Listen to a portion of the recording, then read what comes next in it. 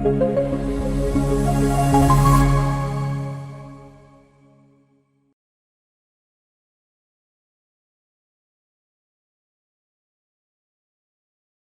buenas noches a todos.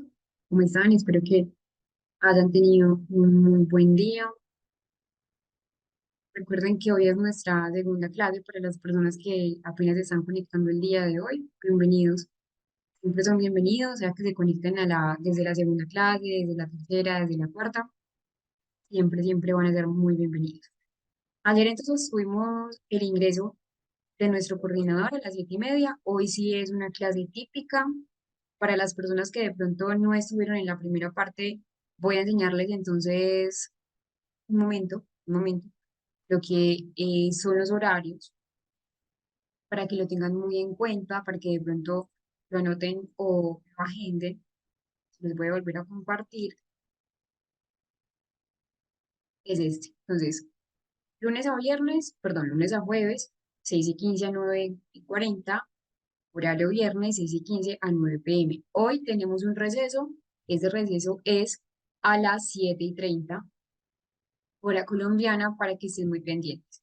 La idea es que en el receso ustedes aprovechen mucho para poder eh, comer, para poder alimentarse. Realmente el cerebro necesita alimentación y necesita agua para poder tener un buen proceso de aprendizaje. El día de ayer estábamos hablando entonces, bueno, y que de hecho pues hablamos de varios aspectos importantes de lo que es la historia de la terapia cognitivo-conductual. Empezamos a ver cuáles eran las raíces principales. Vamos entonces a ver desde la parte histórica cómo ha sido ese inicio de la terapia de conducta. Y que también estábamos hablando de los principios. Eso fue lo último que acabamos de observar el día de ayer, que entre comillas yo le llamo mandamientos, porque son 10, pero en realidad son principios de responsabilidad desde lo que debe tener el terapeuta cognitivo-conductual para con sus pacientes. Esto nos lo deja Judy Beck. Total son 10 que lo revisábamos, y acá tenemos un resumen de lo que fueron los 10 principios. Vamos a ver el tema 2, las raíces históricas desde la terapia cognitivo-conductual.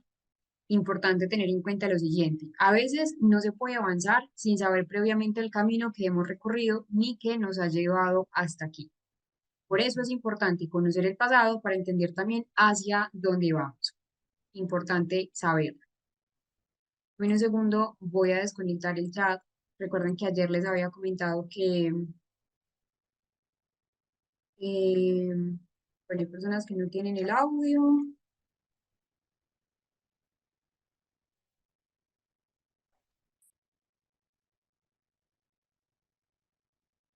Vamos a ver si de pronto con ese tip le funciona.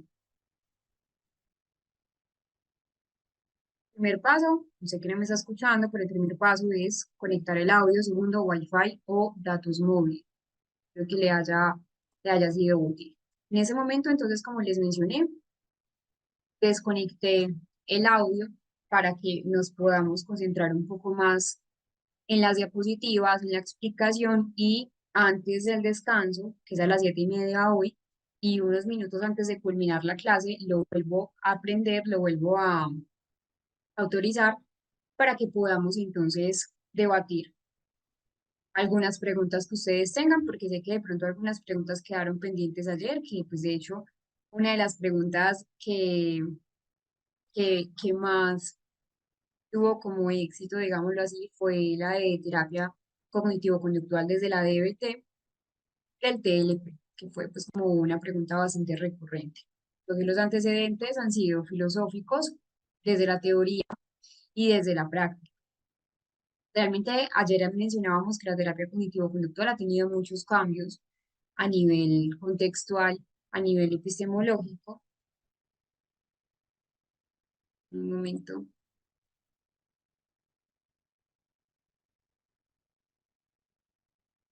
Y que pues es importante tener muy presente que pues lo que es la TCC es un enfoque psicoterapéutico que es muy estructurado, que es breve, que siempre ha estado orientado a objetivos, y que siempre se basa en una idea de que nuestros pensamientos, nuestras emociones, nuestros comportamientos van a estar interrelacionados. Esa es la primera premisa central que nos dice la terapia cognitivo-conductual, es que cambiando esos patrones de pensamiento que son disfuncionales, se pueden modificar las emociones y se pueden modificar esas conductas que son percibidas como problemáticas.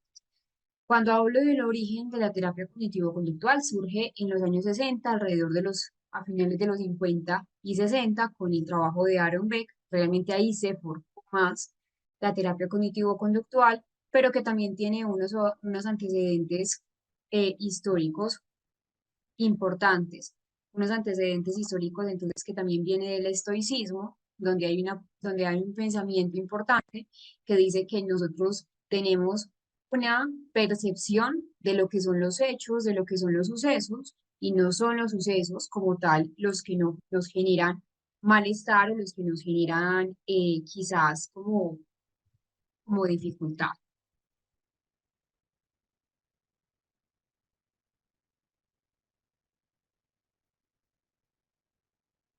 Dame un segundo que estoy intentando compartirles a toda la pantalla, que a veces se me desconecta, no sé bien por qué.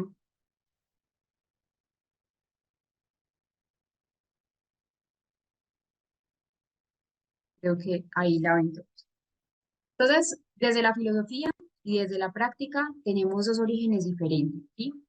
Desde, desde diversas corrientes psicológicas, ¿cierto? Obviamente tenemos diferentes enfoques, pero desde la TCC, la idea es que sus antecedentes siempre han marcado una pauta importante en lo que es la conducta.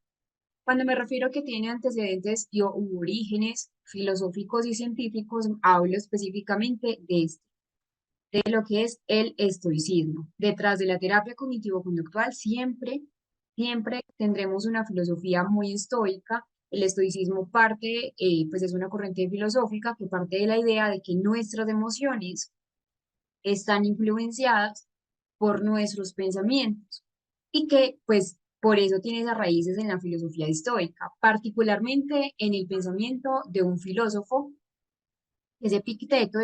Entonces nos proponía algo, y es que no son las cosas, lo que les mencionaba, no son las cosas los que nos perturban, no son las cosas los que nos generan malestar, sino la interpretación que nosotros hacemos de las cosas, de las situaciones, pero que también tiene una filosofía o una psicología muy experimental, que ya empieza a finales de ese siglo XIX con una figura fundamental que ya vamos a ver, que es Wei Wund, con el estructuralismo.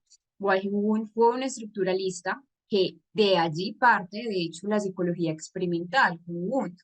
A él se le atañe, a él se le adjudica esa presencia de la psicología en la parte experimental. Empezó a tener un experimento, empezó a experimentar, y de hecho él fue la primera persona que hace tiempo ya fundó en Alemania el primer laboratorio, y que también pues de hecho en la historia vamos a ver que hay influencias conductuales con Pavlov, con Skinner, con Watson, y una revolución cognitiva ya donde hay un surgimiento de la terapia cognitivo-conductual, ya ahí sí con Bandura, con Ellis, con Beck.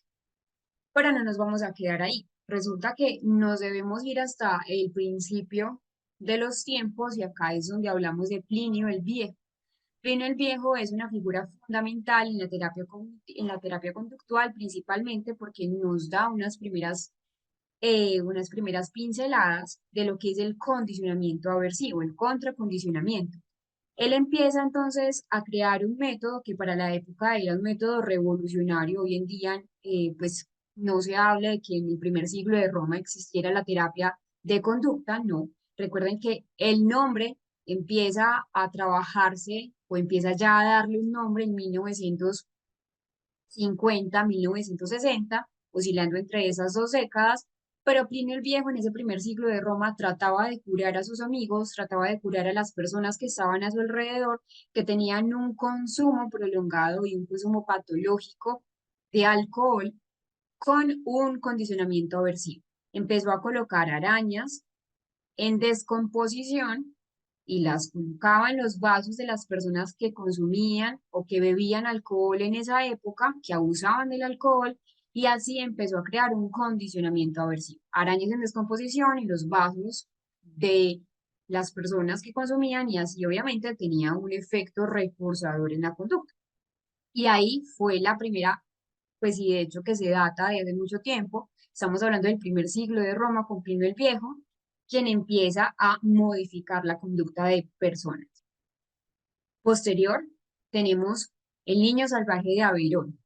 Con el niño salvaje de Averón hay algo y es que desde la psicología, desde la neuropsicología incluso, porque se le adjudica al niño salvaje de Averón un trastorno del espectro autista, no se ha confirmado porque pues pasa mucho tiempo, les estoy hablando de 1700 a 1800, entonces acá obviamente el niño salvaje de Averón, lo importante desde la terapia de conducta es que empieza a tener pues la persona que lo rescata, acá pues contándoles un poco la historia para contextualizarlos, el niño salvaje vivía en una comunidad francesa, que la comunidad francesa se llamaba Aveyron. El niño fue rescatado, siempre el niño vivió, convivió, se crió desde lo salvaje, en la selva, con animales, con bestias salvajes, entonces el niño adoptó los comportamientos de los animales. Cuando rescataron al niño, fue un rescate, de pronto de donde fue criado, empezaron a darse cuenta que el niño no hablaba, el niño no tenía un lenguaje social. Y cuando me refiero al lenguaje social, no solamente es la comunicación humana que nosotros tenemos con, eh, eh, pues, interlocutor, sino que realmente no tenía un buen lenguaje social. Ahí fue que empiezan entonces a utilizar diferentes herramientas, diferentes estrategias de modificación de conducta, como el modelado, que lo vamos a ver, la instigación, el refuerzo positivo y la retirada también de reforzadores, que es la misma atenuación, o sea, se utilizó instigación y atenuación para poder modificar la conducta en Víctor, como así lo apodaron, así lo bautizaron, el niño salvaje de Ávila. Esa fue una pues de las primeras eh, técnicas de éxito. En ese entonces todavía no se hablaba de terapia conductual. Cuando me refiero que se utilizó técnicas conocidas como el modelado, la instigación, es porque ya en ese momento estaban dando como ciertas pesquisas de lo que eran ciertos elementos de modificación de conducta, ciertas técnicas, pero todavía no se llamaban así. Ya posterior, que fue en 1950, con Watson, con Skinner, ya sí se empezó a tener en cuenta pues lo que era el nombre de muchas de las técnicas que están viendo allí. Luego ya pasado tiempo, les estoy contando pues aspectos relevantes de la historia eh, que han mostrado realmente pues como cambios a nivel conductual en alguien. Luego tenemos en el siglo XIX a un guardián, guardián de una cárcel, donde empezaba entonces a usar la economía de fichas, que es una técnica de modificación de conducta, tiene mucho que ver con condicionamiento operante. No se preocupen si de pronto no tienen el concepto muy establecido a lo largo del diplomado, lo vamos a ir trabajando. Si quieren, en las notas que están haciendo en sus cuadernos o donde están pues tomando nota, le ponen un asterisco para que más adelante lo puedan conectar esos aprendizajes. Alexander empezó a utilizar una economía de fichas para que los internos del penal pudieran obedecer reglas, pudieran ejecutar ciertas normas que quizás para la época no lo estaban haciendo. Entonces, la economía de fichas es un programa de reforzadores, acá les estoy adelantando un poco la explicación, donde se utilizan, por ejemplo, pegatinas, fichas, se puede usar cualquier tipo de reforzador que sea contingente a la conducta para incrementar la conducta, pero donde se canjean, entre comillas, por un reforzador mucho mayor, reforzador más. Y acá vamos a ver un video de lo que es el niño salvaje de Ávila para que también tengan en cuenta ese aspecto. En el video vamos a ver que hablan también de lo que es un debate entre si era una persona con autismo o no era una persona con autismo. Quiero que de pronto no se centren tanto en eso, sino más bien en cuál fue la historia y cómo se relaciona con la terapia de conducta.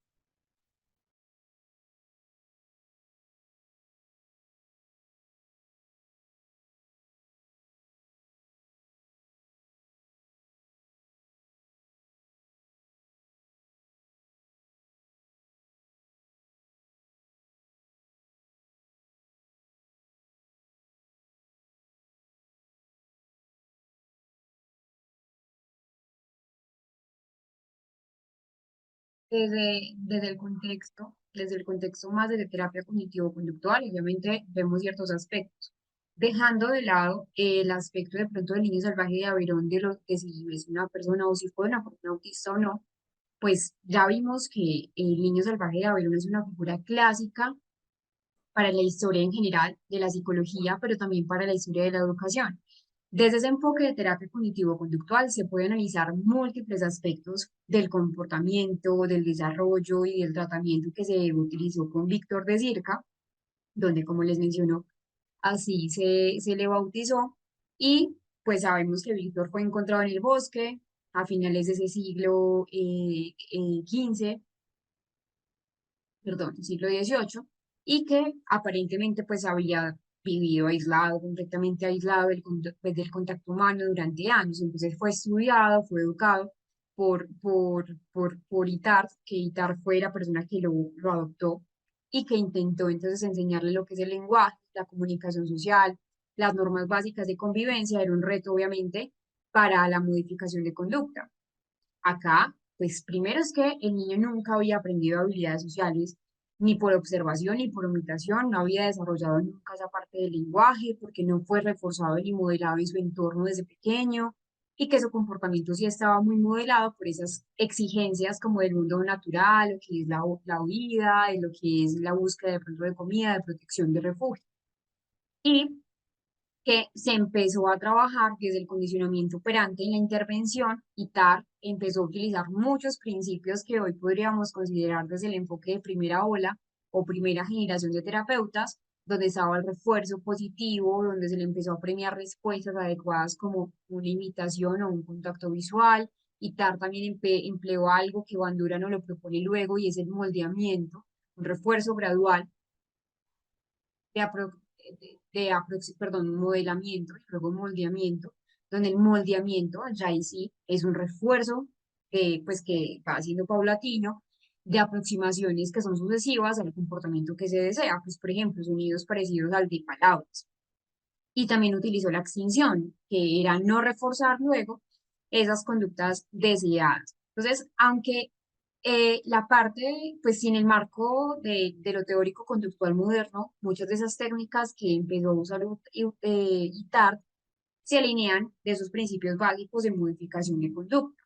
Pero entonces, en general, muestra que desde la terapia cognitivo-conductual, ese caso de Víctor de Circa, pues se puede ver como un ejemplo de primero, privación ambiental extrema. Entonces vemos que realmente así se de pronto pues tengamos una deprivación en ese desarrollo de conductas complejas, como el lenguaje, como la interacción social, a través de el aprendizaje social, a través de los reforzadores, se puede dar una nueva adquisición de habilidades adaptativas.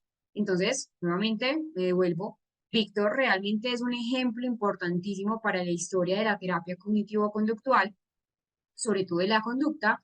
Pueden ver la película, que de hecho la película pues ha sido muy famosa desde, si les gusta la parte de la modificación de conducta, realmente se los recomiendo bastante, es muy importante tenerla presente y van a ver que después de ver el diplomado y puedan ver la película, van a entender muchos aspectos de lo que es el aprendizaje del ser humano. Entonces, esa historia de la terapia cognitivo-conductual está muy interrelacionada con lo que es la historia de la psicología como una disciplina científica surge por una necesidad que se veía de unos filósofos de tener una mentalidad muy científica.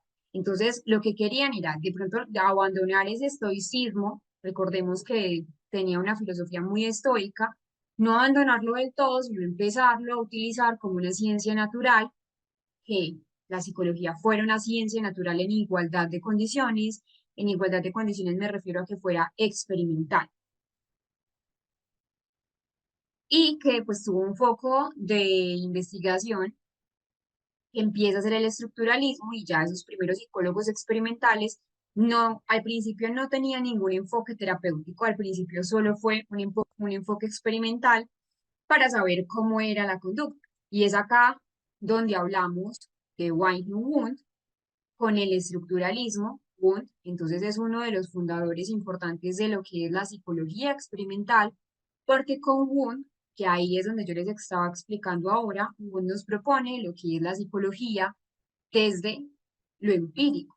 De hecho, fue la primera persona en fundar un laboratorio, esto fue en Alemania. Vamos a ver un video introductorio de lo que es el estructuralismo, de lo que fue Wundt.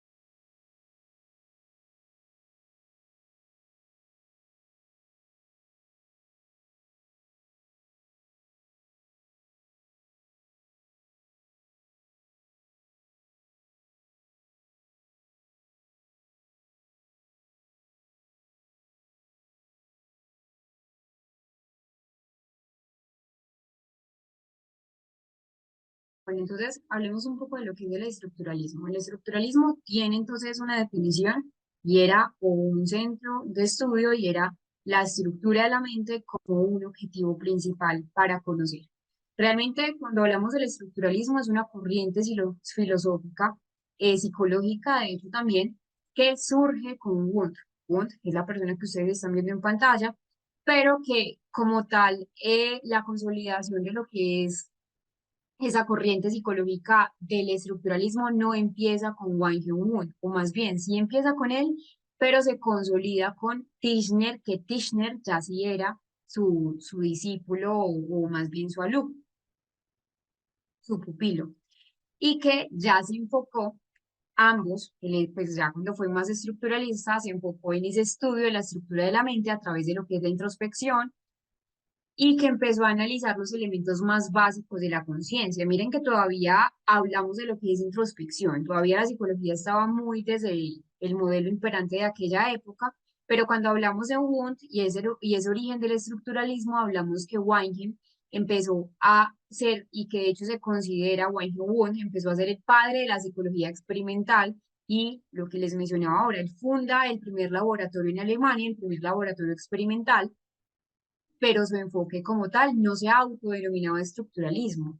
Sí sentó las bases para esta corriente psicológica al estudiar esa experiencia consciente, al estudiar la experiencia consciente de pronto descomponiéndola en sus elementos más simples, como las sensaciones, las imágenes, los sentimientos, pero como tal fue Kirchner cuando ya viaja a Estados Unidos en ese siglo XIX, donde ya empieza todo pues, la corriente de lo que es el estructuralismo. Ya Kirchner realmente lo consolida el estructuralismo, que como les mencionó fue un discípulo de Wundt y lleva ese estructuralismo a, a Estados Unidos y empieza ya a desarrollarlo con mucho más rigor y que ya empieza Tishner a formalizar la idea de que la conciencia podía estudiarse o que la conciencia se podía descomponer en tres elementos básicos. Él mencionaba, bueno, la conciencia humana, por eso se llama el estructuralismo, la estructura de la conciencia humana, de la mente humana, podría ser de tres aspectos.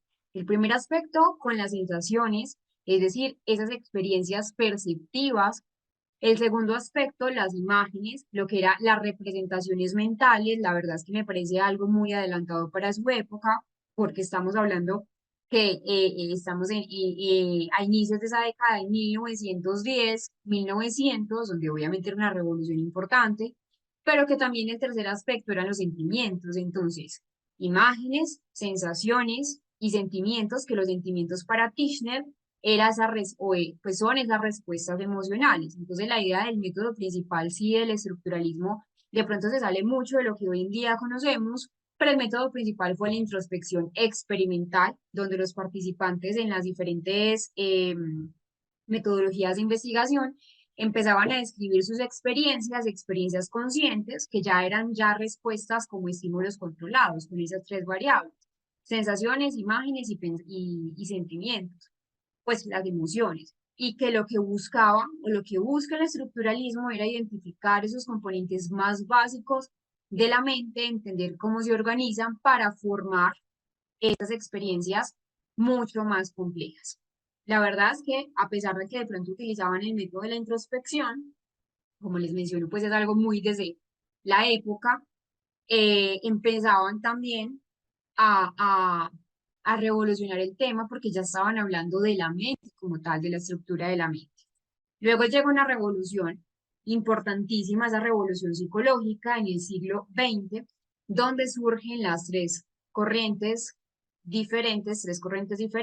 Ya acá es un salto importante a lo que es la terapia conductual, porque surgen tres escuelas psicológicas, la escuela Gestalt, el conductismo y el funcionalismo. Cada una de estas tres escuelas tenía un objetivo importante, un objetivo que se podía dividir en dos: eliminar a las otras de pronto escuelas haciendo las suyas sinónimo de psicología americana. Quizás por eso hoy en día todavía se siente como ciertos rozos entre corrientes. Obviamente ya eso ha dejado de pronto de ser tan importante para muchos, pero para la época era realmente una rivalidad. Hagan de cuenta como equipos de fútbol. Tú eres de tal equipo, tú eres de tal equipo, entonces somos completamente divididos. Tú eres conductista, tú eres de la Gestalt, tú eres eh, desde el funcionalismo. Entonces habían tres equipos de fútbol, sumándole también el componente del psicoanálisis, que sería sumamente imperante en el siglo XX, y cada uno se disputaba como su lugar. Querían, pues querían ser como el mejor o el sinónimo, entre comillas, de lo que era la psicología americana. Y empezaron entonces a competir. Obviamente ya eso es otra línea diferente de la historia que nos interesa hoy en día, porque la idea es centrarnos en lo que pasa o lo que pasó en ese siglo XX con la terapia de conducta. Resulta que en esos primeros años del siglo XX el concepto de salud mental era un concepto precario, era un concepto que de pronto no se tenía tan en cuenta como hoy en día en las terapias psicológicas, era limitado, era sumamente incipiente, y que pues lo que tenía era el interés de los problemas de conducta, pero que no tenían, digamos, un nombre apropiado para las personas. Ahí habían cuatro categorías clasificadas de salud para trabajar desde esa modificación de conducta. El primer componente es, entre comillas, lo que para la época era gente normal, los que estaban en los contextos cotidianos. Pongo entre comillas porque recordemos que es del siglo XX.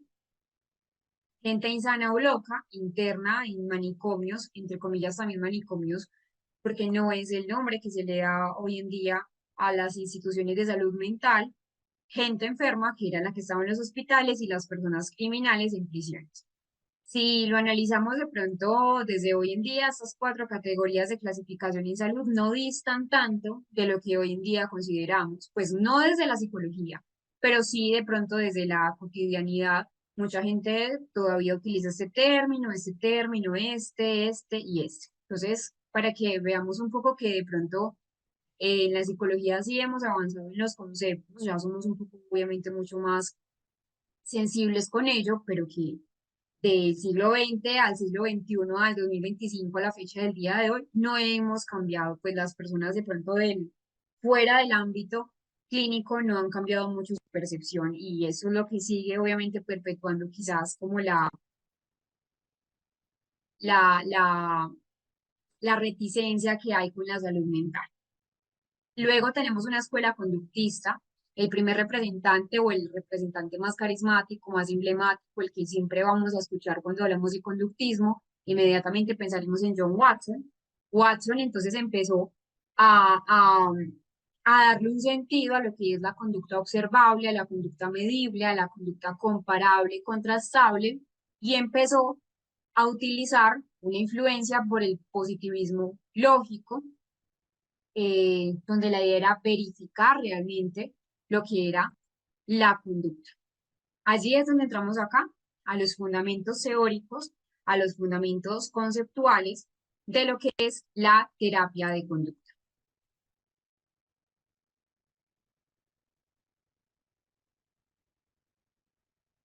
Vamos a ver entonces antes de entrar a este tema, a ver un poco lo que John Watson con la parte del conductismo, una pequeña introducción, para posterior ampliarlo un poco más.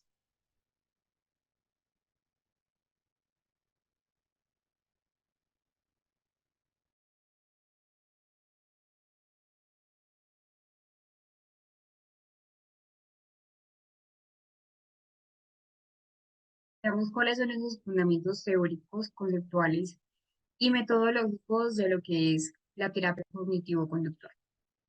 Los fundamentos teóricos siempre se van a basar en lo que es la teoría del aprendizaje, la terapia cognitivo-conductual, desde sus inicios, incluso hasta hoy en día que tenemos una psicología muy contextual, tercera ola, tercera generación, siempre está marcado por los principios del aprendizaje. Entonces, siempre ese auge, siempre los logros que ha tenido la terapia cognitivo-conductual ha sido desde el gran aporte de la psicología experimental, pero también desde el gran aporte del aprendizaje. Hoy en día sigue siendo un elemento más que esencial para la modificación de conducta, para el cambio de los pensamientos y para la psicología de pronto más desde la tercera generación, como les mencionaba. Pero desde la historia como tal tenemos unos fundamentos que hoy en día nos sirven también para darnos cuenta cómo a lo largo del tiempo se ha utilizado, por ejemplo, la reflexología. La reflexología en esa época o la definición que se tenía para aquel entonces, a la que de pronto hoy en día se conoce, si ustedes buscan reflexología, quizás dista mucho de lo que para la época era, pero cuando me refiero a reflexología de la época del condicionamiento clásico, eh, es una reflexología desde los reflejos, de cómo el ser humano tiene unos reflejos innatos y cómo esos reflejos también permeaban un poco lo que era la conducta. Tenemos el conexionismo que vamos a ver a Thorndike. Thorndike, de hecho, nos da muchos elementos claves para entender lo que hoy en día es modificación de conducta. Por eso les digo que es fundamental comprender esta metodología para tener en cuenta lo que son las técnicas, para comprenderlas un poco más. Luego tenemos el conductismo y el neoconductismo y tenemos, por supuesto, a Skinner y lo que es la psicología más experimental. Veamos un poco de lo que es la reflexología y esas leyes del condicionamiento clásico. Vamos a hablar de un personaje histórico que de pronto no es tan sonado para muchos, y es Iván Shenov. Iván Shenov fue un ruso, un médico ruso, donde empieza a interesarse un poco por lo que son los reflejos, por cómo los reflejos modelan también nuestra conducta, pero acá es importante el por qué. Porque Shenov fue el maestro, el docente de Iván Pavlov. Entonces ahí es donde empieza toda la revolución de lo que es la parte más cognitiva, por eso Shenov es muy importante, no de pronto se le adjudica tanto la terapia de conducta, pero sí empieza a estudiar lo que era la actividad psíquica, la actividad psicológica, por esos mecanismos reflejos y la estimulación también del ambiente, en el contexto en el que estamos. Y acá entonces empieza a explicar cómo esa conducta tiene importancia a medida que tenemos un ambiente vinculado con lo que es esa parte de conducta. Empieza a desarrollar toda una metodología experimental, de pronto no nos vamos a definir tanto en Iván Shenov, sin nombrarlo y sí darle de pronto su participación claramente pues en la historia, pero en quien nos vamos a centrar es en Iván Pavlov.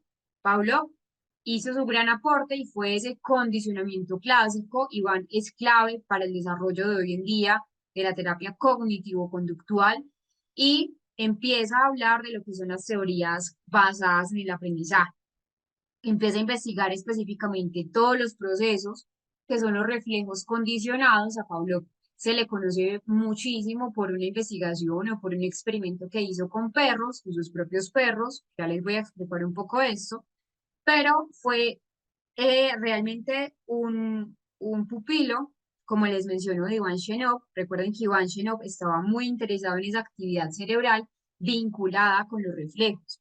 Entonces, acá tenemos un experimento que empieza a dar lugar a la conducta, a la explicación de la conducta, y una de las características más importantes de este tipo de aprendizaje, que es el condicionamiento clásico, es que implica una respuesta automática implica unas respuestas reflejas, conductas que no son voluntarias, sino que están mediadas por la actividad reflejo.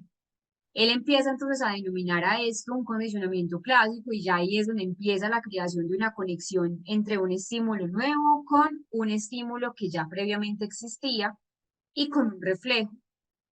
Y por tanto es un tipo de aprendizaje de asociación, un aprendizaje muy asociativo, es un tipo de aprendizaje según el cual un estímulo que originalmente era neutro, que no generaba ningún tipo de respuestas en la persona o en el organismo, ya empieza a provocar una respuesta cuando se asocia, gracias a esa conexión asociativa, con otro estímulo que normalmente sí provocaba una respuesta en el organismo. Entonces, acá es donde yo les mencionaba que las investigaciones de Pavlov son una de las bases, realmente las investigaciones de Pavlov sientan las bases de lo que son las ciencias del comportamiento.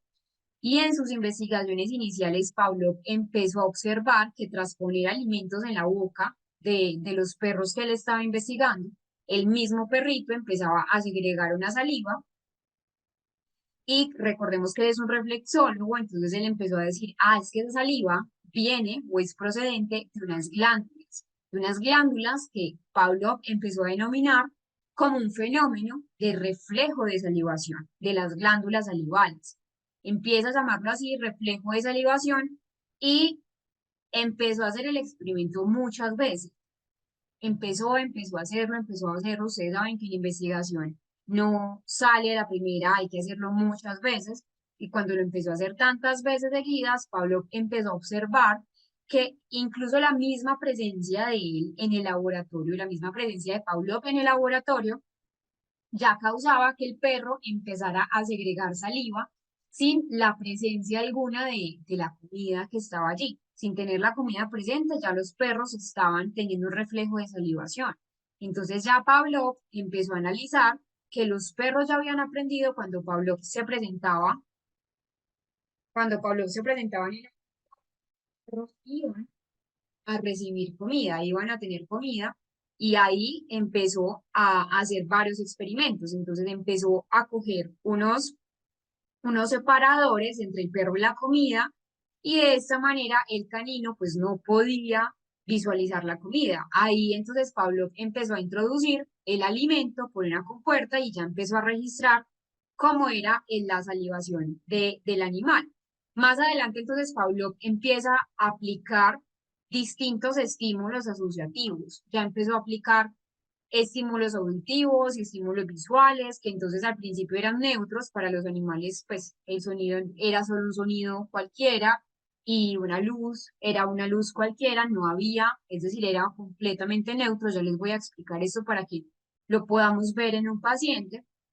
Y justo antes de que sirviera la comida al perro, ya sus resultados empezaron a indicar que tras varias aplicaciones, recuerden que son aplicaciones sucesivas, ya el perro ya empezaba a asociar lo que eran los estímulos. Ahora no eran estímulos neutros, ya eran estímulos condicionados con la comida.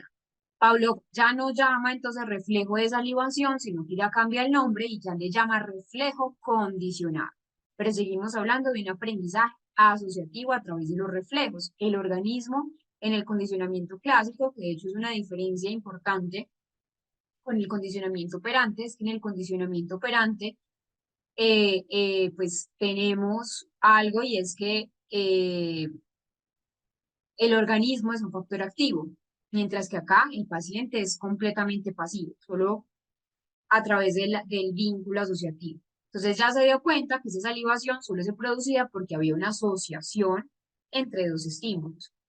Estos son los parámetros del condicionamiento clásico.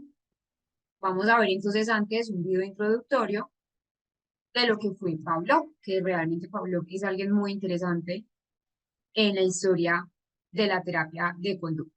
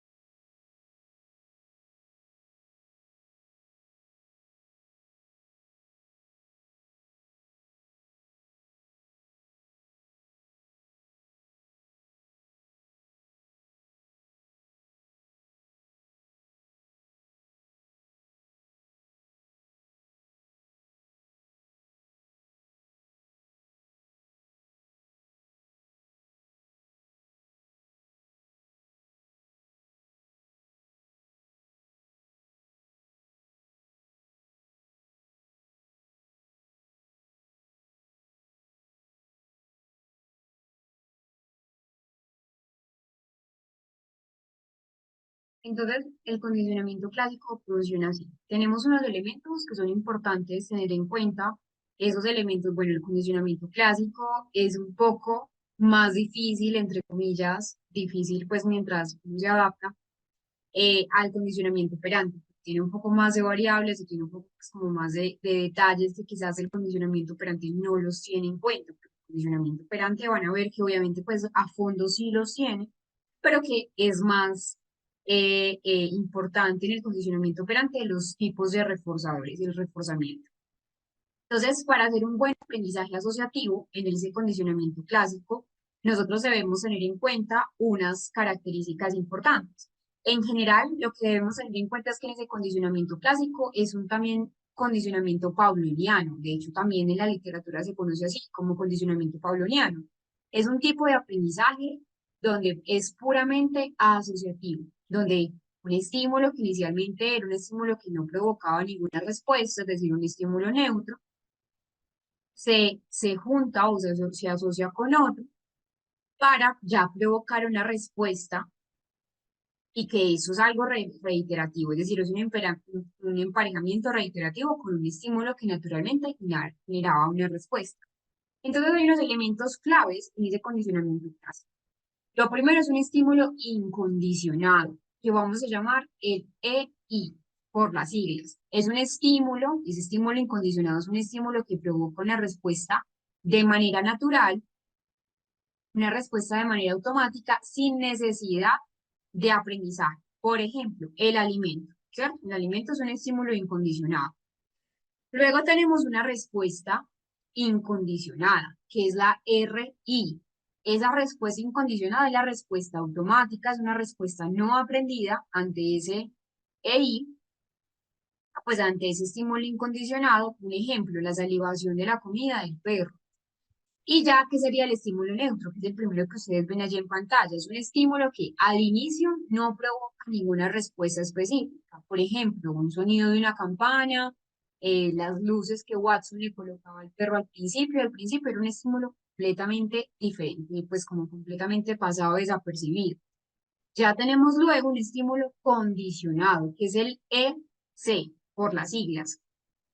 Es un estímulo que antes era neutro, pero que tras repetidas asociaciones con ese estímulo incondicionado ya me va a provocar una respuesta condicionada.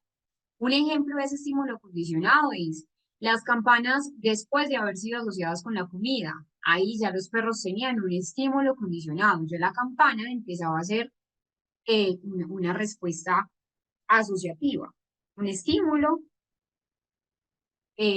condicionado, que generaba ahí sí la respuesta condicionada, que es la RC. Es la respuesta aprendida que se da ante ese estímulo condicionado. Un ejemplo, la salivación del perro al escuchar la campana, incluso sin la presentación de la comida. Un ejemplo muy clásico es el experimento de Pavlov que les mencioné con los perros, ¿cierto? Pero también hay unos principios en el condicionamiento clásico que debemos tener en cuenta, y es que no solo son estos los principios, no solo son estos, digamos que ese es el método o la explicación puntual de cómo se da el condicionamiento clásico, pero que el condicionamiento clásico también tiene a su vez unos principios. Lo primero es el principio de podríamos llamar principio de adquisición. Es un proceso donde ese estímulo neutro se asocia con ese estímulo incondicionado y se convierte en un estímulo condicionado. También tenemos, por ejemplo, otro principio que es la extinción, es si ese estímulo condicionado se presenta repetitivamente sin ese estímulo incondicionado, la respuesta condicionada puede desaparecer, esa es la extinción, que de hecho así se da eh, el, el- la exposición en vivo con una extinción a través de este condicionamiento clásico, pero también con el condicionamiento muy skinneriano, que es un método, por eso les digo que es tan importante conocer esta parte de las raíces para entender las técnicas. Las técnicas no es solamente técnicas por aplicar, es entender estas, estas raíces, pero que también tenemos, por ejemplo, una recuperación espontánea. Si una respuesta condicionada previamente extinguida, pues esa respuesta condicionada puede reaparecer después de un tiempo sin exposición al estímulo condicionado. y que también tenemos una generalización, es decir, es responder de manera similar a estímulos parecidos a ese estímulo condicionado. Entonces, por ejemplo, el perro puede que no responda al sonido de esa campana, pero puede responder al sonido de un timbre, al sonido de algún otro aspecto. Pero también tenemos otro principio que es la discriminación, donde es aprender a responder solo ante un estímulo condicionado que es específico a uno y no a otros similares. Realmente la aplicación del condicionamiento clásico es muy amplio. Por ejemplo, en terapia se usa para el tratamiento de las fobias a través de la desensibilización sistemática, a través de la extinción, aunque la extinción va más ligada al condicionamiento operante, pero también tiene condicionamiento clásico como con tintes. En publicidad, de hecho, se utiliza mucho ese condicionamiento clásico, una asociación, por ejemplo, de productos con emociones que son positivas. En educación también se utiliza, en educación principalmente para generar esas respuestas emocionales en los estudiantes. Y que acá hay muchos docentes que, de hecho, ese condicionamiento clásico y condicionamiento operante les van a servir muchísimo, y también en la vida cotidiana vemos condicionamiento clásico, cómo nosotros reaccionamos de manera automática a ciertos sonidos, a ciertos olores, a ciertos aspectos que incluso en muchos ámbitos ni siquiera nos damos cuenta de ello. Entonces, ese condicionamiento clásico es importante tenerlo presente, pues porque siempre lo vamos a usar usando, siempre tenemos un condicionamiento clásico. Entonces, eh, en palabras simples, nosotros aprendemos a través de asociación. Mire que es un ejemplo muy asociativo. Un ejemplo con emociones. Por ejemplo, un niño que ve una avispa por primera vez, no pasa nada. El niño la ve, no pasa nada, es un estímulo neutro. La avispa sería en este caso un estímulo neutro, no produce ninguna respuesta. Ya luego, un día cualquiera, a ese niño la avispa lo pica. Ya el niño siente dolor, el niño siente miedo, el niño llora, y ya después de eso, cada vez que el niño ve una avispa, ya siente miedo, ya incluso si la avispa no lo pica, le hablan de avispa, y ya el niño ya aprendió a asociar que la avispa igual dolor, igual a miedo, y por eso se generalizó. Entonces eso es importante tener en cuenta porque así funciona esa parte del condicionamiento clásico. Es una asociación. Aprendemos a relacionar dos cosas que ocurren juntas y con el tiempo lo vamos relacionando a una de ellas como si fuera la otra. Algo importante es que obviamente acá en este principio de condicionamiento clásico que nos propone Pavlov, pues es algo que se va a hacer muchas veces, pero no siempre necesitamos eso para que algo se condicione. Vamos a hacer este ejemplo. Igual, antes de eso les voy a explicar. Van a mirar muy bien esta imagen. Eso lo vamos a hacer en el descanso. Vamos a aprovechar esos 5 minutos para yo darles otra explicación de cómo se podría dar condicionamiento clásico. Abrir el chat. Van a abrir esta imagen y vamos a responder estas preguntas. ¿Cuál es el estímulo incondicionado? ¿Cuál es el estímulo neutro? ¿Cuál es la respuesta incondicionada y cuál es la respuesta condicionada de esos aspectos? La idea es que aprovechemos tiempo pues del descanso para que lo podamos realizar. Pero en general, ¿qué sería entonces ese condicionamiento clásico? Imaginen esto. Ustedes escuchen una canción, cualquiera que sea, una canción, no sé, de bolero, una canción de tango, lo que sea. Una que ustedes nunca habían oído antes, una canción nueva, una canción novedosa. La primera vez que ustedes la escuchan, no sienten nada especial, no, pues es una canción X, pues no les gusta. Ya esa canción es un estímulo neutro, es decir, no provoca ninguna respuesta a nivel emocional. Pero, supongamos que cada vez que ustedes escuchen la canción, ustedes están con una persona que quieren mucho, que les gustan mucho y que están viviendo un momento muy feliz. Así esa canción, poco a poco, su cerebro la va asociando esa canción, esa tonada, con la emoción agradable. Ya después de un tiempo, cuando uno escucha esa canción, cuando ustedes escuchan esa canción, aunque ustedes están solos, aunque ya no haya un vínculo emocional con esa persona, ustedes se van a sentir o feliz o se van a sentir nostálgicos. ¿Por qué? Porque que aprendió, porque ustedes aprendieron a asociar la canción con esa emoción vinculado con esa persona. Entonces así funciona ese condicionamiento pauloniano. En palabras simples, nosotros siempre vamos a utilizar la asociación. Un ejemplo es ese que les mencioné, por ejemplo, del niño y la picadura de avispa, que les mencioné, pero en general nosotros podemos ver esos aspectos en el condicionamiento clásico. Entonces, vamos a hacer esto en 5 minutos.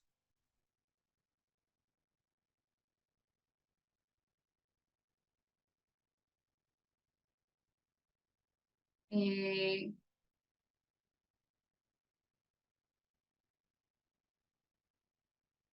Vamos a hacer esto en 5 minutos. Les voy entonces a publicar nuevamente la imagen.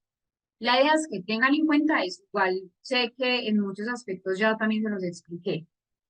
Porque quiero que trabajemos muy bien o que entendamos muy bien este condicionamiento clásico.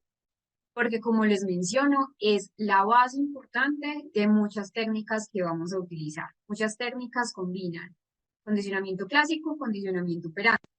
Pero también es importante porque después del descanso vamos a utilizar el material de estudio. El material de estudio donde vamos a trabajar con un caso de condicionamiento clásico. El caso con el que vamos a trabajar es este. Entonces ustedes se van al material de estudio que les explicó ayer nuestro coordinador, lo abren, entonces está acá, caso clínico desde la psicología cognitiva, condicionamiento clásico, lo abren. Tenemos condicionamiento clásico, tenemos el caso de Sofía. Sofía tiene una ansiedad intensa y una habitación a los ascensores después de un episodio traumático. Este lo vamos a trabajar, pero quiero entonces que antes tengamos claro cómo se da este aprendizaje asociativo. Vamos a ir al descanso. Yo les voy entonces a dejar esos minutos para que ustedes en ese descanso lo aprovechen. Sí, Jessica, es del material de estudio.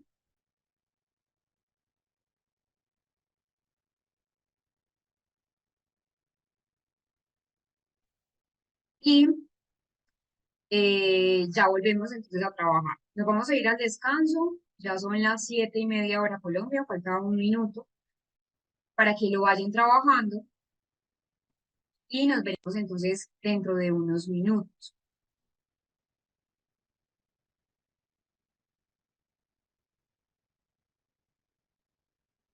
Sí, claro, Ana. Bueno, ya Hurtado lo tiene.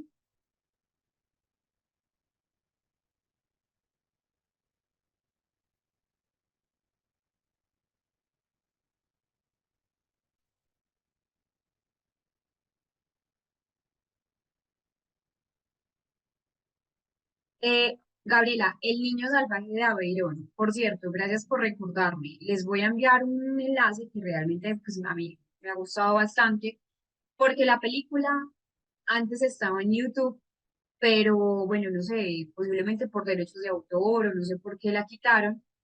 Ya la película la quitaron de allí. Se las voy a compartir para que ustedes entonces puedan verla. Realmente el niño salvaje de Aveirón es muy interesante. Les voy a mostrar la pantalla para que ustedes conozcan el niño salvaje de Aveirón. Es este. Ya les voy a compartir el enlace.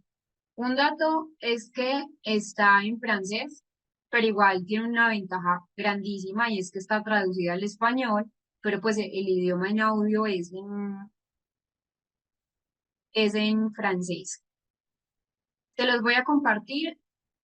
No sé si a todos les deje entrar. Cuando, por ejemplo, comparto el archivo, a veces me dicen que no les abre el enlace. Esto depende mucho, pues, como de la zona en la que ustedes están, pero en general, El Niño Salvaje de Averno es una película maravillosa. Les voy a mostrar aquí cómo nos adelanta. O sea, está en blanco y negro, sí, es una película antigua, es una película, pues, Bien, Victor, c'est très bien. pero que, bueno, y que también en muchas partes no habla. En otras partes puede ser incluso un cine muy silencioso, a veces puede ser monótono, pero que se la recomiendo bastante. Les voy a compartir el enlace. Como les digo, no siempre da el enlace,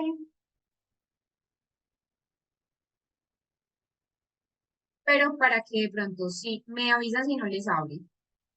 A algunas personas por la zona en la que están no les abre, no sé por qué. Vamos a ver si sí, ustedes me dirán si les abrió o no. Creo que ahí sí les está abriendo. Ah, bueno, Sandra ya se la vio, súper buena. Me dicen por favor si les abre el enlace.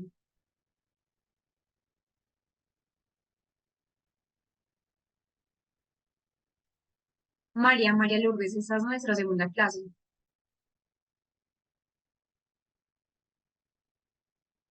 Bueno, nos vamos a ir al descanso. Creo que, bueno, me están diciendo que sí les abre el enlace, perfecto. Lo pueden ver ese fin de semana, pues es un plan que de pronto no a todos les guste, pero sí se la recomiendo mucho. Vamos a ir al descanso, recuerden que tenemos un ejercicio pendiente y volvemos dentro de unos minutos.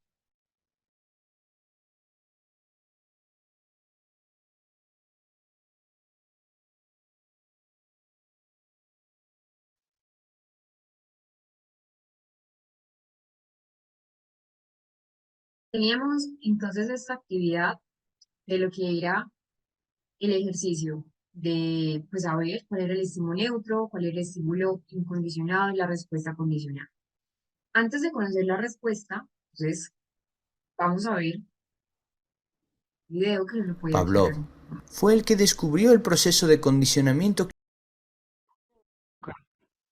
Tenemos entonces esta respuesta del ejercicio que teníamos pendiente.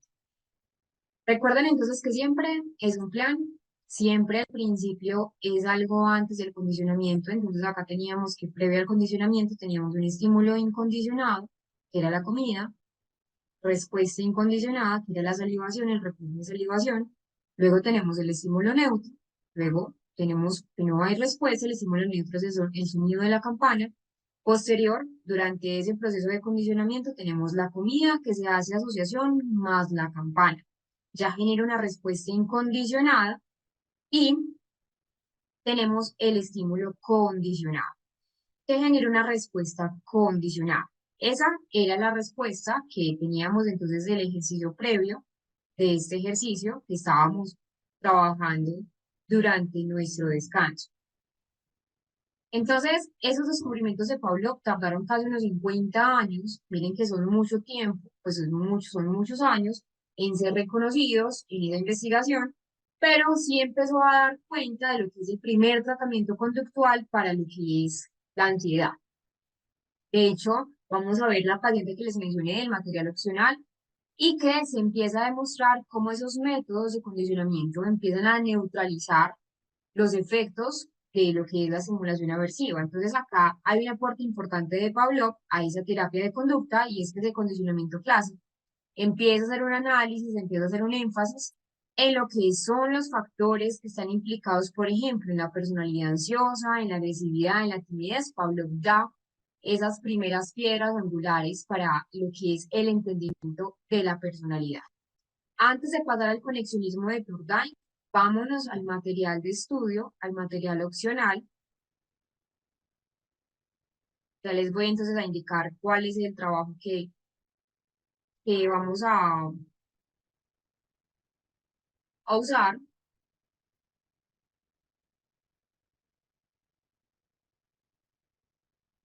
Nos vamos a ir acá.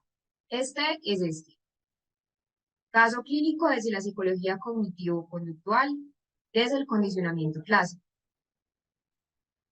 Lo vamos a abrir y tenemos este caso de acá.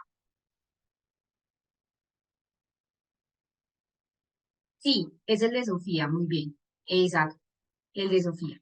Entonces, Sofía tiene 30 años al momento pues, de la consulta, ¿cierto? Eso fue ya de algún tiempo. Pero, ¿qué se quería con Sofía o qué se pretendía con Sofía? La idea con Sofía, bueno, Sofía llega, al principio llega de pronto con mucho temor, Sofía ya tenía una, una fobia específica a los ascensores. No era claustrofobia, era diferente. Hay algo importante y es que muchas personas dicen, es que le tengo miedo a los ascensores, pero una claustrofobia, en cierto sentido sí se puede derivar. Pero en Sofía pasaba algo muy específico y es que ella tuvo un evento traumático dentro de un ascensor que incluso pues casi le cobra la vida a Sofía.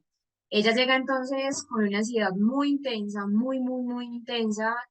Tenía una habitación a los ascensores después de pues, un episodio traumático que, como les digo, no es solamente que se quedó encerrada en el ascensor. Ya les voy a contar un poco más la historia de Sofía, ¿no? Ella realmente tuvo pues un evento traumático que casi le cobra la vida. Y Sofía también estaba bajo un tratamiento farmacológico, entonces era un tratamiento multimodal, era un tratamiento dual. ¿Cuál fue la historia clínica y la evaluación inicial de Sofía? Este caso clínico es muy importante porque de allí vamos a ver cómo el condicionamiento clásico va a marcar la pauta para entender cómo a Sofía se le generalizó recuerden que hay un factor y hay un principio en el condicionamiento clásico y es la generalización de los estímulos fóbicos. En este caso yo tenía fobia específica, como les mencionaba. La historia clínica y la evaluación inicial de Sofía fue la siguiente. Sofía es una profesional que trabaja en un edificio de oficinas. Hace 6 meses quedó atrapada en un ascensor durante 20 minutos debido a una falla técnica. Durante el episodio experimentó síntomas intensos de ansiedad, entonces tuvo una ansiedad paroxística, empezó a tener taquicardia, empezó a tener sudoración, una sensación de ahogo y pensamientos catastrofistas, voy a morir aquí, no podré salir. Un dato es que Sofía no solo se quedó encerrada en el ascensor, igual cuando lo detalló ahí en la historia clínica, sino que la falla técnica fue que el ascensor se descolgó un piso, ella bajó un piso, entonces obviamente pues tuvo también un episodio importante. Creo que cualquiera se asusta incluso si solamente el ascensor se cierra y se apagan las luces. Ella estaba en esa situación, entonces fueron 20 minutos, pero incluso en la primera consulta ya ella contaba, y como les digo, también fue referida por psiquiatría, también estaba bajo tratamiento farmacológico, pero Sofía decía, yo sentía que eran 2 días que había pasado ahí, sentía que había pasado más de 20 minutos, pero en total fueron 20 minutos. Desde ese entonces Sofía empezó a tener una respuesta condicionada de miedo a los ascensores. Ella, de hecho, por ejemplo, vivía en un piso muy alto, vivía en un piso número 13 y trabajaba también en un piso muy alto. Este episodio donde ella tuvo el evento fue fuera de su casa y fuera de su lugar de trabajo, no fue en ninguno de los dos, pero cuando Sofía quería, por ejemplo, ya ir a su apartamento o ir a el lugar de trabajo, Sofía prefería, por ejemplo, subir las escaleras, piso 13, piso 20, les estoy hablando obviamente pues de muchos pisos. Para Sofía eso empezó a ser un desgaste físico importante. Entonces, claro, esto ya empezó a cobrar factura a nivel físico, a nivel laboral yo también le estaba generando dificultades. Entonces, ahí es cuando nosotros hablamos que esa fobia específica de Sofía a los ascensores ya le estaba trayendo consecuencias negativas en su vida personal y su vida laboral, porque siempre llegaba tarde al trabajo, así madrugara más para asistir puntual. Ella entraba a las 8 de la mañana, llegaba al trabajo muy temprano, pero que aún así llegaba extenuada, llegaba obviamente pues sudada, entonces empezó a tener un conflicto. Entonces, Sofía empezó a evitar todos los ascensores, incluso empezó a evitar hablar de ascensores en cualquier conversación que tuviera, la palabra ascensor, ella lo evadía completamente. Y lo que les mencionaba, el gran esfuerzo físico que tenía Sofía era considerable. Entonces, la simple idea de estar en el ascensor para ella le provocaba una ansiedad anticipatoria. Obviamente, pues también tenía pensamientos catastrofistas, salto a conclusiones negativas, que ahora, más adelante, pues ahora no, en el diplomado vamos a ver que eso es muy de segunda generación y que experimentaba obviamente respuestas a nivel fisiológica y que también tenía pues ataques de pánico. Pues la ansiedad paroxística. Importante tener en cuenta, y acá me estoy adelantando un poco, pero sí creo que eso es importante mencionarlo, que para abordar cualquier caso, desde el condicionamiento clásico, desde cualquier tipo de condicionamiento, sea muy pavloviano, sea muy skinneriano, la idea es nunca abordarlo solamente desde la conducta. Tanto en esos años 50, en esos años 60, sí solo se abordaba desde la conducta, pero la idea es que para que sea realmente un cambio importante en el paciente, un cambio generalizable, no solo se aborde la conducta, que en este caso, ¿cuál era la conducta? Que Sofía evitaba los ascensores. Pero para quitar o erradicar esa de raíz, ese miedo que tenía Sofía es cambiar ese pensamiento que ella tenía respecto a los ascensores, obviamente tras un trastorno de estrés postraumático. Vamos a ver el análisis de Sofía desde el condicionamiento clásico. Lo primero que tenemos en cuenta fue lo que ya de pronto trabajábamos acá, desde eso, desde el estímulo neutro, estímulo condicionado.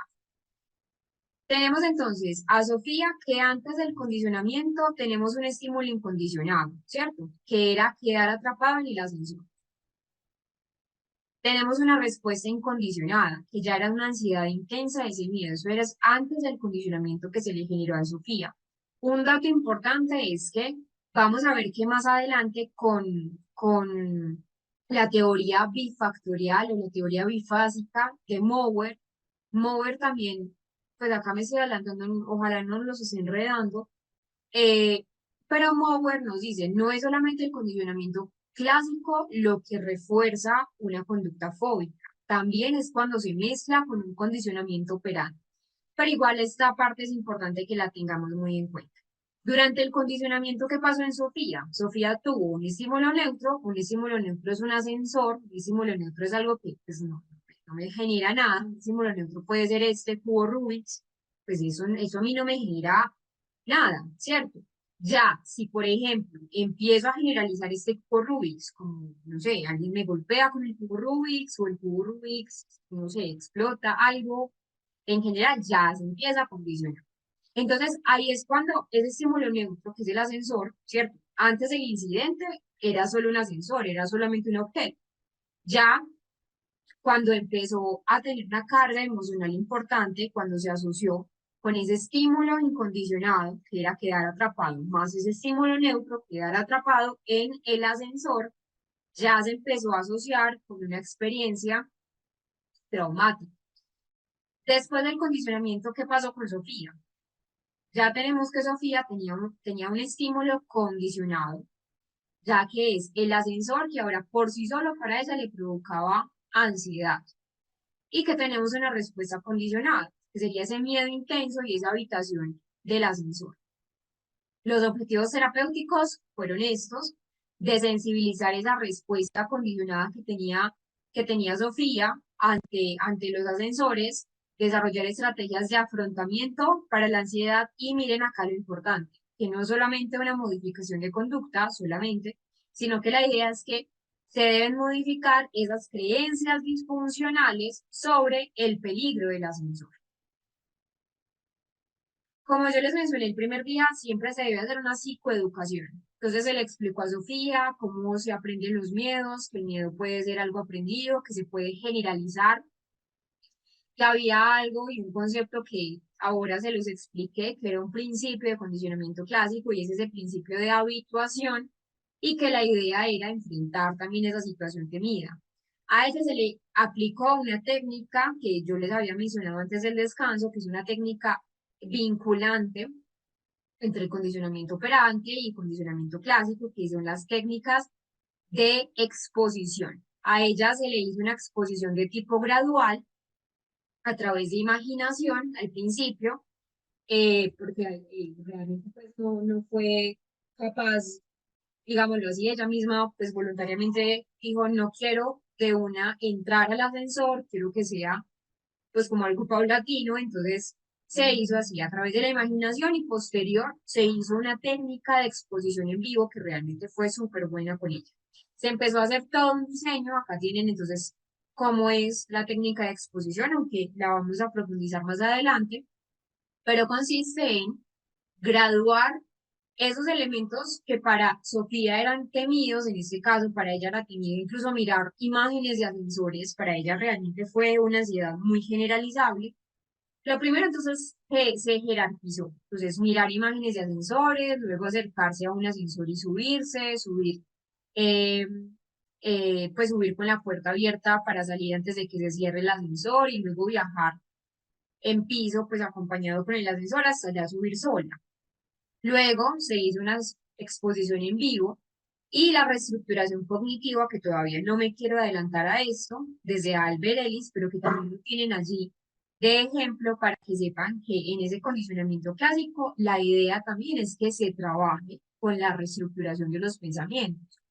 Ya después de 10 sesiones, porque el trabajo con Sofía duró 10 sesiones, Sofía obviamente es un nombre que cambio, ella no se llamaba Sofía, la paciente, pues por respeto también a la paciente igual. Todos los casos que ustedes van a ver allí son pacientes reales, pero que se les ha cambiado el nombre y que son subidos obviamente con autorización clínica del paciente para fines académicos. Entonces, con Sofía fue una duración de 10 sesiones. Sofía ya empezó a lograr a subir unos ascensores con un nivel de ansiedad manejable, un nivel de ansiedad moderado, pero manejable, y que ya empezó a reducirse significativamente la evitación que Sofía tenía y que ya ha cambiado pues sus pensamientos catastrofistas. Al principio fue complejo, pues porque obviamente se empezó a generalizar ese miedo, pero que ya Sofía empezaba a reducir como esas rumiaciones, esos pensamientos o saltos a conclusiones negativas, que era pues una idea irracional y que se programa pues realmente un seguimiento para reforzar esos logros y al fin y al cabo, pues el fin último de lo que es la terapia cognitivo-conductual, evitar esas recaídas. Recuerden entonces, la idea es que puedan luego estudiar el caso con más detenimiento, pues obviamente acá por temas de tiempo se los muestro y se los leo, pues y se los explico poco a poco, pero que la idea es que puedan reforzar este caso clínico en sus casos cuando estén haciendo el repaso como tal de la técnica.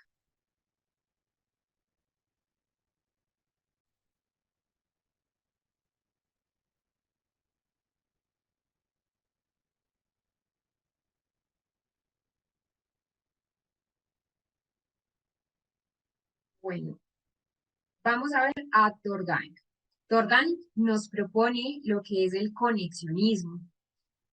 Thorndike entonces nos da unas leyes diferentes, digámoslo así. Thorndike no solamente se habla desde la teoría de conducta, sino que también se habla desde las leyes, por ejemplo, de lo que es la educación, porque Thorndike de hecho pues también es bastante importante en el tema de la educación. Y en medio segundo les comparto entonces la pantalla con un video introductorio de Thorndike, video introductorio que les va a servir mucho para tener un soporte teórico.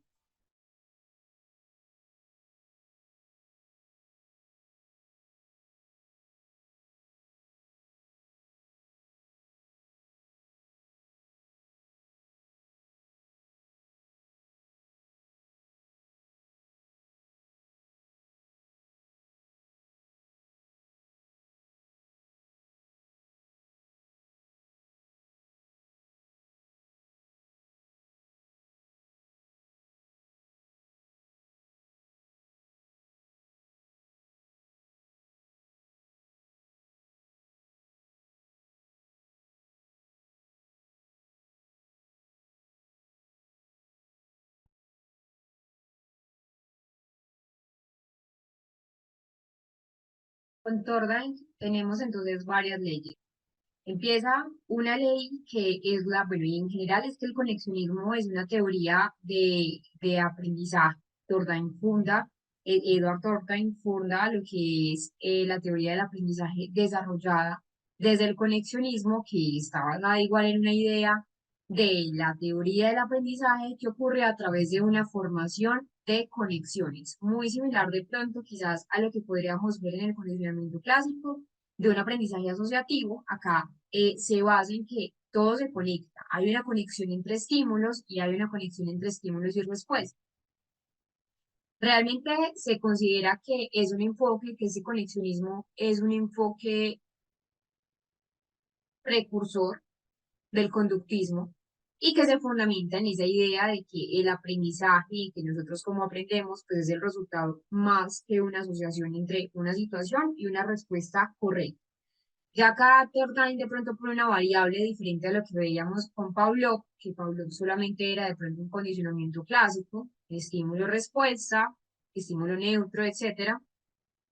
Pero ya acá Turkheim nos da una variable y es una respuesta correcta. De hecho, hay unos principios de ese, pues, condicionamiento conexionista, no es el término correcto, pero de pronto para que lo entiendan así, y hay unos principios claves en el conexionismo. Lo primero es que Turkheim formula varias leyes que explican cómo ocurre, cómo se da en nosotros ese proceso de aprendizaje. Entonces, aquí hay una ley del efecto que, ¿qué dice o qué se entiende por la ley del efecto? Es que esas respuestas que están seguidas por ciertas consecuencias, consecuencias que son buenas, consecuencias que son percibidas como satisfactorias, tienden a repetirse, tienden a volverse a dar. Esa es la ley del efecto. Como tiene un efecto positivo en nosotros, lo volvemos a hacer.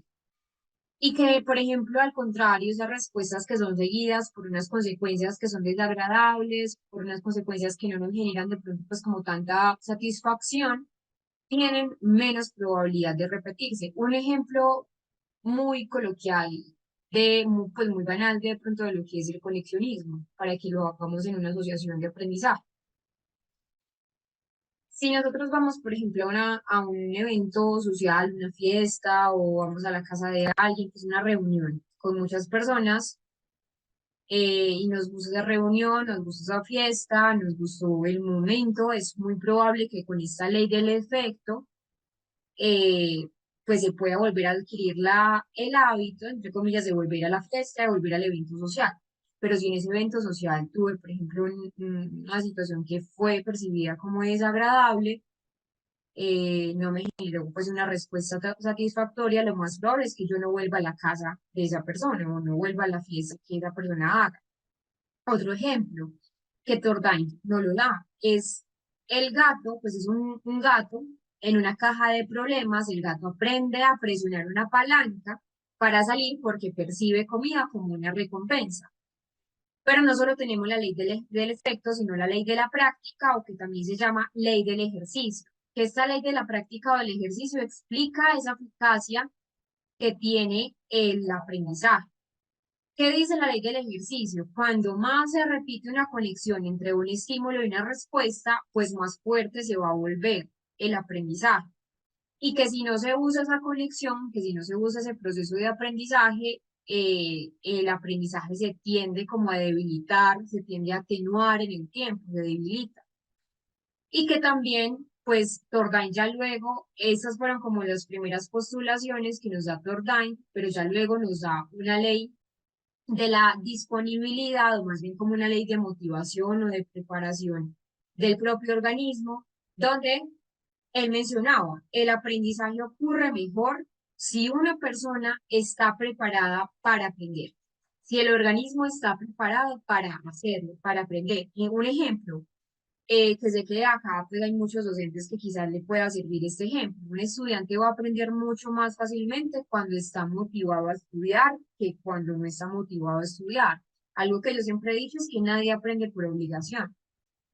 Se aprende para el momento, pero no se aprende para la vida, no se generaliza, ¿cierto? Porque algo que va a transversalizar totalmente el aprendizaje es la motivación. Y así es como Turkheim nos da esa ley de disponibilidad. Entonces, como les mencionaba, hay un experimento que pues él propone y es el experimento de las cajas rompecabezas, donde las cajas, bueno, algo importante es que al principio vamos a ver, incluso hasta la primera hora, la primera generación, cuando lleguemos allí, vemos que muchos de esos aspectos son basados en modelos animales, pues son experimentos en animales. Obviamente ya posterior se comprobaron en personas. pero que son muchos modelos animales. Entonces, el experimento de la caja de Tordain empieza a realizar ese experimento con los gaticos en los que pues los colocaba dentro de esas cajas que ustedes pueden ver ahí, y esas cajas tenían mecanismos de palancas que les permitían salir a los gatos. Pues cuando los gatos oprimían la palanca podían salir.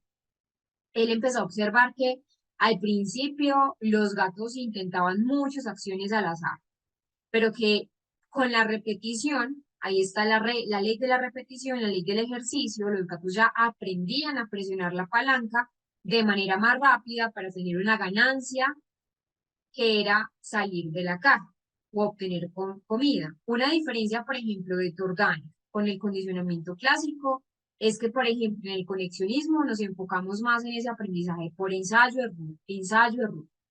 Mientras que en el condicionamiento clásico, como les mencionaba hace unos minutos, el condicionamiento clásico enfatiza más en esa asociación entre estímulos.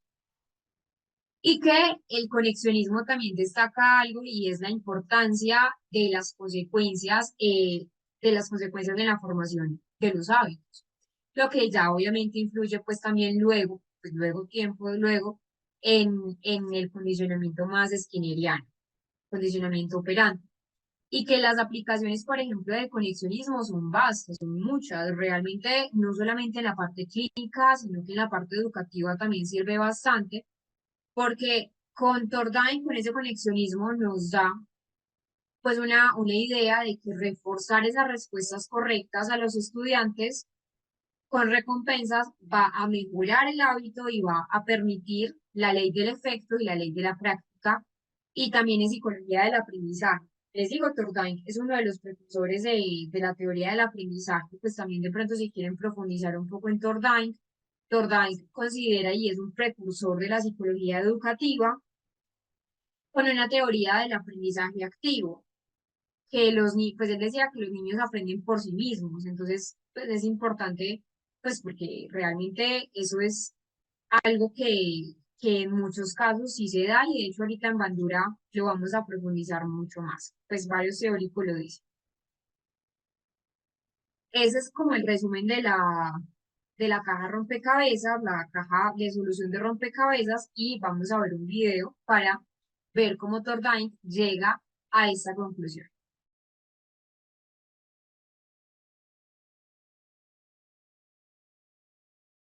Vamos entonces a concluir la clase del día de hoy. Mañana continuaremos. Recuerden que mañana es sábado y tenemos la clase a las 9:10 aproximadamente para que estén muy pendientes, se puedan conectar. Sé que muchas personas de pronto por ser día sábado no se pueden conectar, no se pueden conectar a tiempo. No se preocupen por ello. Recuerden que todas las clases quedan grabadas para que ustedes las puedan ver en diferido, o las personas que sí se van a conectar y quieren o desean repasar posteriormente, lo pueden hacer. Todas ustedes quedan grabadas. Creo que ya le compartieron a ustedes igual. No sé si ya se las habrán compartido la clase del día de ayer, que fue nuestra primera clase, para que puedan volver a repasar de pronto algunos temas, o la clase del día de hoy se las estarán compartiendo mañana o el día domingo. Yo les había comentado que en YouTube también hay una playlist donde van a tener ustedes la clase. Yo mañana me fijo en la mañana si ya lo subieron. Eso más o menos lo suben 2 días posterior a la clase para que pueda, bueno, ya la colocaron en YouTube o en Zoom, pues en el chat de WhatsApp. Voy a mirar acá. eh, no, creo que todavía en YouTube no las ha subido. No, mañana me fijo en la mañana para ver si ya la subieron y compartirles a ustedes entonces la de YouTube para que la puedan tener, y la de Zoom la pueden ir descargando, la pueden ir teniendo allí. Espero que tengan una noche muy bonita, que puedan descansar. El descanso es muy importante para el aprendizaje. Créanme que sí, en el sueño se consolida todo lo aprendido durante el día, no solamente pues lo académico, sino también esa memoria autobiográfica, para que puedan entonces dormir, descansen bien, y mañana nos veremos a las 9 hora colombiana. Chao. Que estén muy bien.